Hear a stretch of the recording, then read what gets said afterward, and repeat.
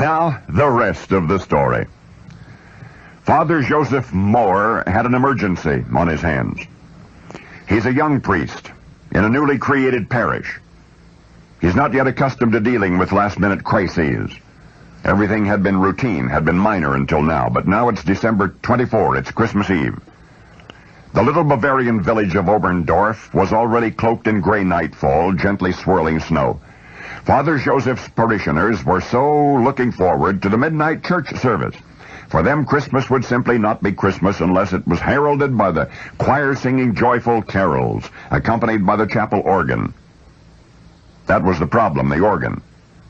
Or rather, the absence of it. For you see, the local schoolmaster and church organist, a young fellow named Franz Gruber, had come early that evening to rehearse for the midnight service, and he'd noticed that there was curiously little resistance as his feet pumped the organ pedals, and when his fingers touched the keys, nothing. Not a sound. Further investigation revealed that hungry church mice had nibbled the bellows of the organ. No air pressure to feed the pipes.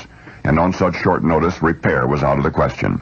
So, organist Franz reluctantly made the announcement to Father Joseph. In a matter of hours, the church would be filled with an eager congregation, and then it would be Father Joseph's turn to break the news. Half-heartedly, organist Franz mentioned that he also played the guitar. Father Joseph smiled. The magnificent service he had in mind would be incongruously diminished by such feeble accompaniment. Unless, of course, Franz would like to write new music for the service, some music specifically suited to the guitar. Now Franz was smiling, but Father Joseph was serious. With so little time to work, neither could expect a profound and polished finished product, but for the sake of a Merry Christmas, they would have to do their best. With the midnight service fast approaching, Franz hurried home to get his guitar and some blank staff paper. And when he returned to the church, Father Joseph handed him a poem of 3 verses. Father Joseph had written a poem himself. He had actually composed it the day before without knowing how quickly it would become of use. Franz took the poem, began scoring for 2 solo voices, chorus and guitar accompaniment. The lines of music flowed onto the paper like sacramental wine. Perhaps the melody was a bit too naive, a little too simple, but there was no time to embellish that. Soon the choir would be arriving.